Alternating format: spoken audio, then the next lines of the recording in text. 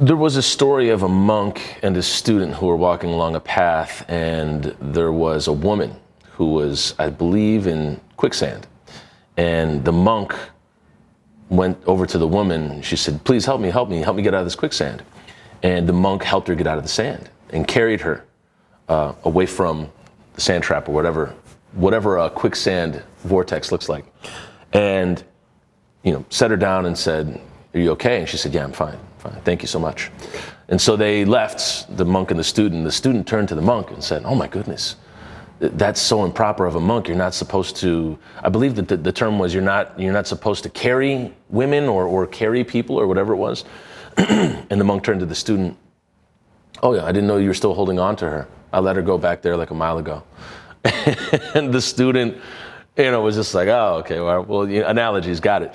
But the point being is that we hold on to things for a very, very long time, even after they've passed. And the key to forgiving yourself is just that. It's letting go of it. And that is so easier said than done. I want to be clear about this, pun intended, in a series about clarity. But the idea is to get clarity on you, on your life, on you going forward. Sometimes you have to confront some things and let them go. And it's going to be extremely hard because some of these things that we hold on to are there by trauma, there by way of a lack of forgiveness, there by way of what we feel we should be holding on to, there by way of a burden that we believe that we should be bearing. And many times it's not our burden to bear. It simply isn't for you. And I think as a highly sensitive person, oh dear, there are a lot of things that I carry that were never meant for me, never mine to carry whatsoever, at all. And so this thing ends up happening where you think it's normal to do this stuff, and it is absolutely not. You're hearing the train right now go by. Wow, this is a loud one. Oh, that's the end of it. And that crippling sense of basically obligation to do these things was wild to me. And it wasn't until, I want to say, my goodness, this is kind of embarrassing. It wasn't until a year or two ago, I think 2 or 3 years ago, that I was like, no, that's not for me. I'm not holding that. That's not my responsibility. And it was so powerful in letting go of it because I was able to move on. You want to be free to be you. That is a big part of this channel, is you finding a way to be free to be you. And once you can do that, you can practice it. But it's hard to get to the point of that if you don't even know what it is. You cannot transmutate something if you're not aware of it. You can't change your vibration if you're not aware of your current vibration. You can't get to the thing you want if you're not aware of where you're at right now. You can't accept who you are until you understand who you're being right now, or understand who you want to be. And so when we talk about getting clarity, the idea is that you're not only cleaning the slate, but you're taking a look at what the slate actually is and what it's been. So when we get to the idea of forgiving ourselves or letting go, there's 3 steps, obviously, the 3 things that we usually have here. And I'm going to quickly go through them, just give you the list, and then we're going to go through them and then, a story as we usually do. But the first part is acknowledgement. The second part is understanding the root cause, and the third part is letting go. And I know that it's a lot easier said than done, letting go, but we got to get there first. So let's just hold on. I cannot express that acknowledging what happened is imperative. It's actually, you really can't let go of something until you've acknowledged it. You have to acknowledge the thing before you deal with it, before you let it go. And so acknowledging that something has actually happened, that you may have done something, that you were a part of something, that you saw something, that you experienced something, is huge, because you're saying that's real, that happened. No judgment, as objective as you can, it happened. Yeah, it did. It 100% did. It's there. Yeah.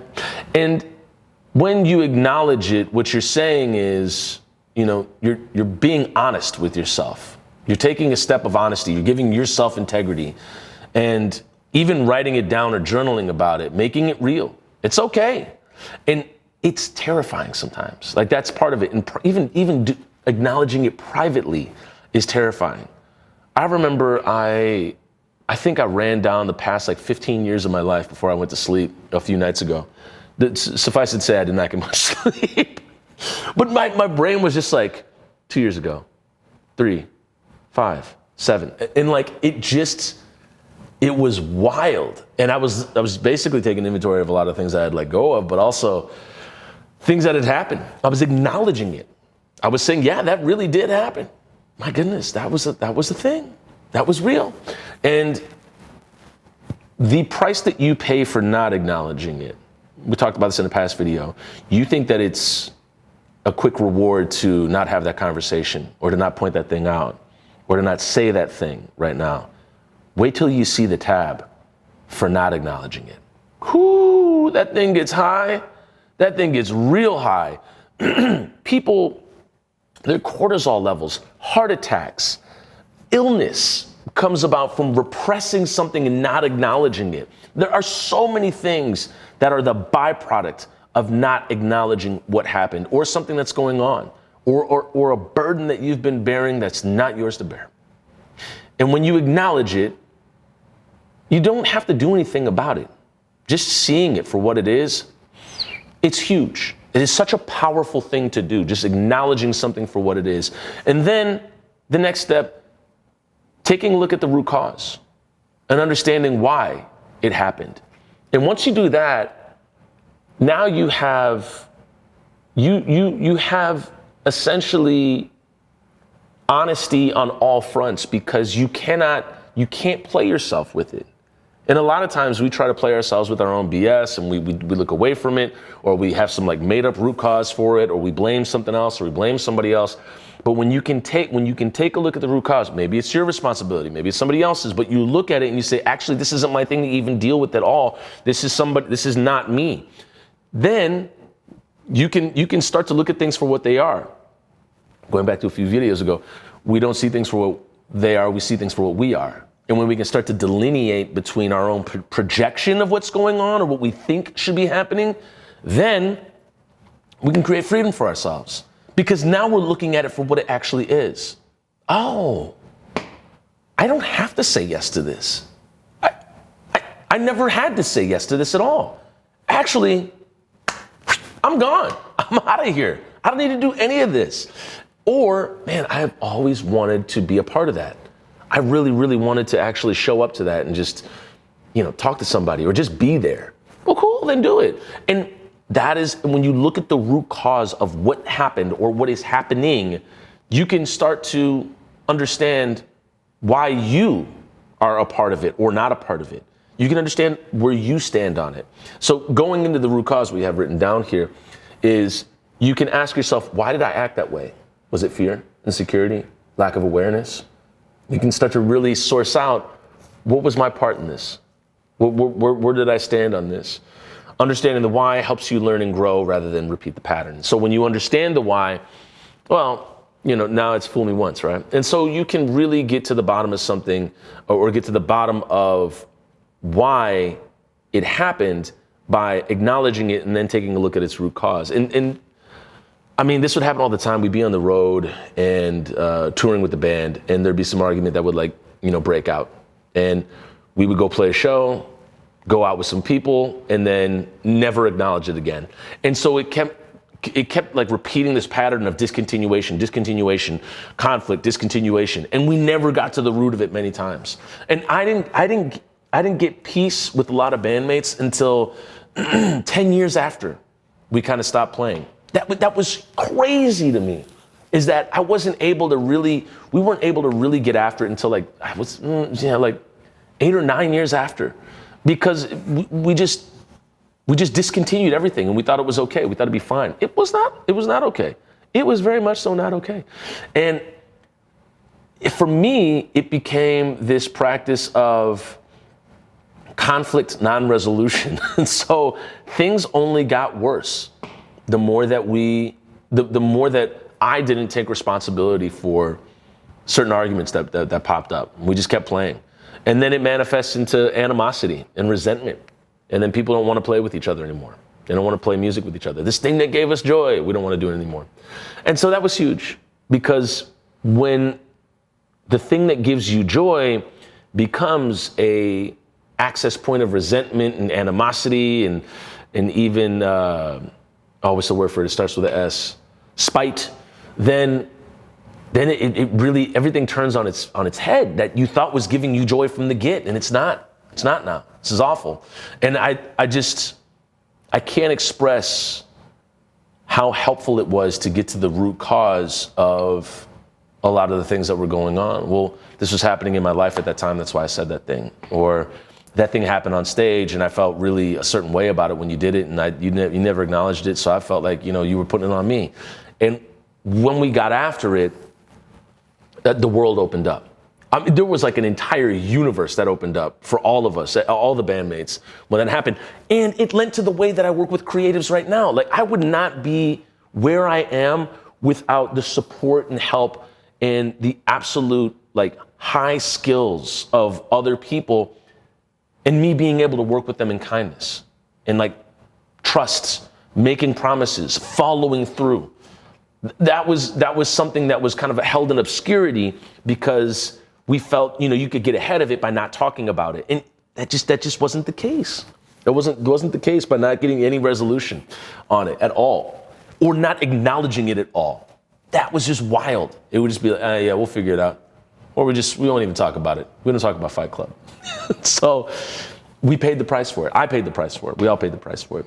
And once we were able to get through a lot of it, we were able to let it go. Let it go. We see it. It's right there. Cool. All right. We'll be better next time. We'll be better right now, actually. That was the key to the relationship I have with my mother right now, the key to the relationship I have with all my family members. Being able to acknowledge something, look at the root cause of it, and then let it go. And in doing all three of those steps, you're able to forgive yourself. You're able to forgive yourself for really anything. I go back to Brian Stevenson, who created the Equal Justice Initiative. He said, I believe the term is, you are better than the worst thing you've ever done. You are better than the worst thing you've ever done. And he works with a lot of people who are on death row for crimes they may have committed or not committed. And essentially, he's just trying to get the carceral system or the justice system to, let this person serve life, or let this person, say that it's been 50 years. I think they served their time. It's believing in forgiveness in certain parts of the carceral system. And it's tough for people to grasp onto that. It really, really is. For people to let go, but for you to forgive yourself, to break out of your own carceral system. Dude, this is huge for you. This is really, really big. And this can be done without anybody ever being spoken to or being communicated to. You acknowledge what happened, you look at the root cause, why it happened, and you let it go. And letting go can look different for everybody. A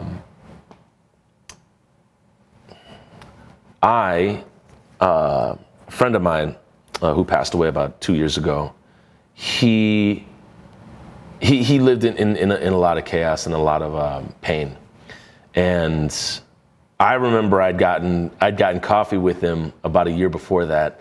Just reached out just to reconnect. And we had never really intentionally hung out. I ran into him at a coffee shop back in 2020 or 2021, and then intentionally reached out and said, hey, I want to meet you out. And we sat down and we talked. And it was such a gift because it was a beautiful, it was just such a moment, a pristine moment. And then he passed away a year later. And I can't imagine the fact that he bared a lot that was not his to bear. And there's just so much there. And I would blame myself for, I should have reached out to him. I should have picked up that call. And when he passed away, I had to take a lot of, some time to myself, acknowledge what happened between he and I, as friends from middle school all the way up to adulthood. And, looking at the root cause of why Why was there this rift between us at certain times, and then our lives would cross like this? Just taking a look at it all, and then just accepting it, which is part of letting go, but it's also just accepting it. And it's forgiveness. This happened. This would happen very often. Whenever somebody would pass away, I would always be like, oh, I got this missed voicemail from them. I got this missed Facebook DM from them. I should have answered that. Why didn't I do that? And you look at everything, and it's going to be that way with life. You're human. You are human. You will be imperfect. It's always going to happen like that. It is what it is. And when you accept that, what you're doing is you're giving yourself freedom to be you. You're giving yourself a freedom and agency that you may not have given yourself before. And when you acknowledge that a mistake was made or something happened or something was said, you can actually make amends for it just right then and there with yourself. And if that person requires an apology, go for it. Cool. But you have to be able to let it go, and whatever happens on the other end of that apology or that amends or that public statement, that's out of your control. That is totally out of your control. But to forgive yourself, to get clarity going forward is so huge, because you've carried so much that really wasn't your job to carry it. It really wasn't. And so I think in taking the load off and really just understanding why you bared that burden anyways. There was a time where I tripped over something in 8th grade. It was 7th or 8th grade, and I fell into a drop curtain or something like that, and it felt like I kept falling for like a solid 3 minutes, and everybody in the classroom laughed. I'm probably the only person that remembers that. I made a mistake. I slipped. It was what it was. I let it go. But it's funny. I look at it now, and it's just hilarious to me. But the whole point is that it did happen, and it's a real thing, and I'm probably the only one that remembers it. But it's you indict yourself because we're our own harshest critics. And once you start to ease up a little bit, you really have the freedom to do a lot of other things, and you really, really get clarity on who you are and what you can do. So that is my advocacy for you forgiving yourself. And I really hope that you give it a try. At least think about it. All right. I think that you already have, because you saw this video. All right. Well, we have to go. And we have one more video on clarity. And there's so many steps to getting emotional clarity, to getting physical clarity, to getting mental clarity, just to get all the crap out of your head that's been going on, get rid of some of these stories. It's very tough, but I do hope that you're able to forgive yourself. I hope that you're able to forgive yourself. Oh my goodness, words. Yeah, and I forgive myself for screwing up some words sometimes. It happens, totally happens. All right, best of luck to forgiving yourself, and we'll see you in the next video.